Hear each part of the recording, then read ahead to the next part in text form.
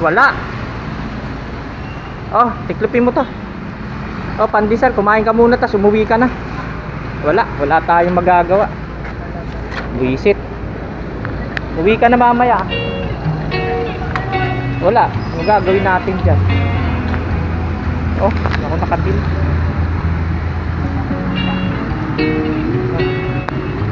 Bakit?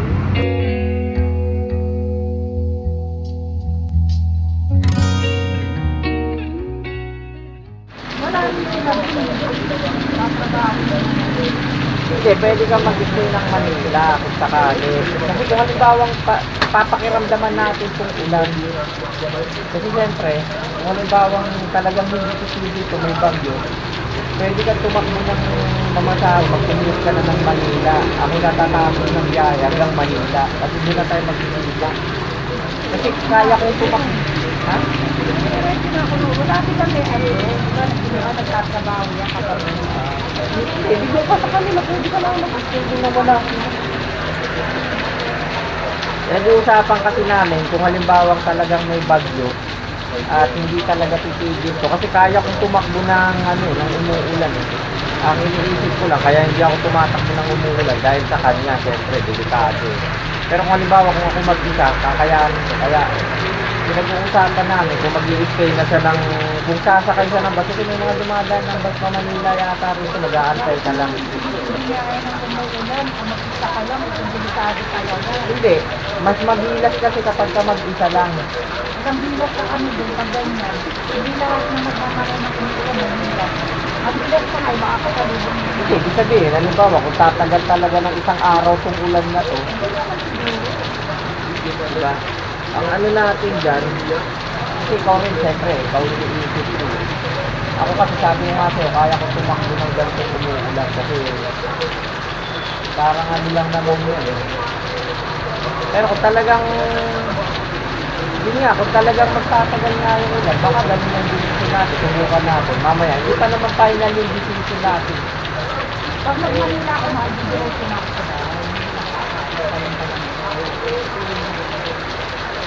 Sabagay, kung halimbawang talagang ayaw na mag-stay ng kasi meron kami pwedeng puntahan doon.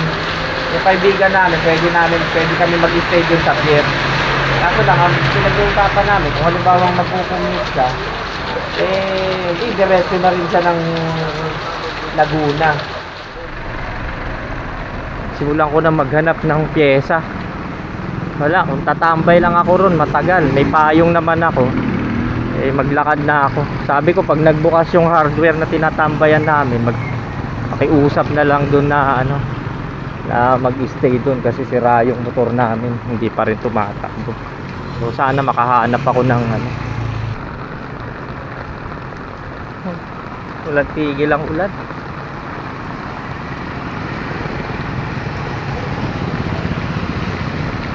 Layo na ng nilalakad ko, wala pa rin ako makitang bilihan ng pyesa.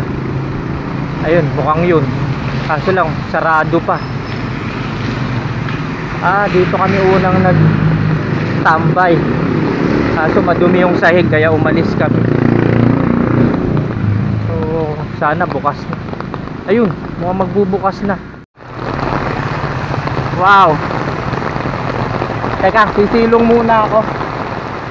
Sobrang lakas ng ulan. May bagyo ngayon eh. Grabe.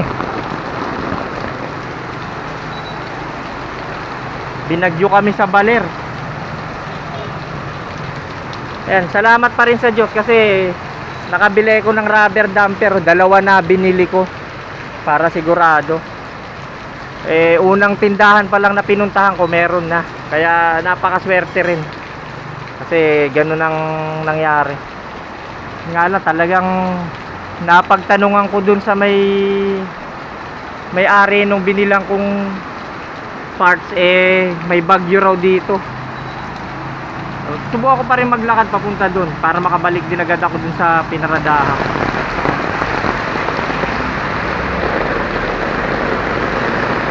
Yun lang, talagang hindi ko alam kung makakabiyahe kami ngayon pagka gantong kalakas ang ulan. Inaabot kami ng bagyo rito. Minsan mawawala, minsan biglang lalakas ng sobrang lakas. Malayo-layo pa yung lalakarin ko kasi doon ako pumarada sa may bakanting bahay. Eh sabi ko pag dumating yung may-ari, abandonado naman siya eh. Sabi ko pag dumating yung may-ari, makiusap. Bili na rin tayo ng pandesal. Pabili po.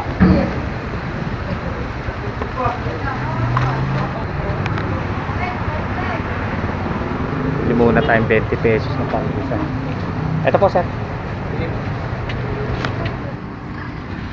Kung kanina, lamig na lamig ako. Ngayon, pinagpapawisan na ako kalalakad. So, part naman talaga na tumitigil din minsan ang ulan. Pero kapag kayo nakabuelo yung ulan, pag biglang bagsak, sobrang lakas naman. Naglalakad pa rin ako. Medyo malayo-layo kasi yung pinaradahan ko dun sa pinagbilan ko. Pero syempre, pasalamat na rin ako kasi nung pagkakabili ko, meron agad. Tapos mamaya, magpaparefill tayo rito sa water station para makapagkape habang binabaybay natin tong baler. Mamaya paprank natin siya, sasabihin natin wala tayong nabiling rubber damper. Tapos sasabihin ko umuwi ka na, bibiruin natin. Try natin mamaya kung ano magiging reaction mamaya. Dito na tayo. Wala. Oh, tiklopin mo to. Oh, pandesal, kumain ka muna tas umuwi ka na. Wala tayong magagawa. Visit. Uwi ka na mamaya. Wala, ang gagawin natin dyan? Oh, ako nakatil.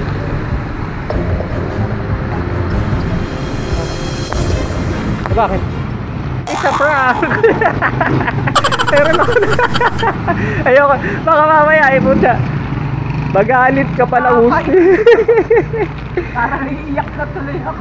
Sana tama. Dalawa binili ko yan, pandesal yan. Sana tama yan. Baka mamaya pag pinatagal ko pa isa prank, magalit ka eh. Mahirap kang i-prank eh. Kaya gagawin ko na yan. Kumain ka na. Akala mo totoo? Alam mo sa totoo lang, lahat naman talaga ng nangyayari dito ngayon. Kaya siguro kahit sabihin mong umuulan, okay lang. Huwag na natin madali yung pag-uwi natin. Kasi isipin mo kahit anong madali mong pag-uwi, kung talaga may dinidelay naman talaga ng pagkakataon yung ano, wala rin, ganun din. So tsaka hindi mo ba napansin, halos lang, hindi tayo nagpaplano. Kumbaga tayo, magpaplano lang tayo ng primary, yung gusto natin gawin sa rice natin. Pero totoo niyan, hindi naman talaga tayo nagpaplano ng buhay natin. Yung Diyos pa rin ang may hawak kasi sabi mo, gusto ko makarating ng baler ng mas maaga, hindi naman talaga ginusto ng Diyos na makarating ka ng maaga sa baler. Pero isipin mo lahat talaga may purpose kasi kung doon tayo nasiraan sa ibang lugar, unang-una, ito nga yung sinasabi ko lagi, mahirap hanapin ang pyesa nitong motor na to. Mahirap.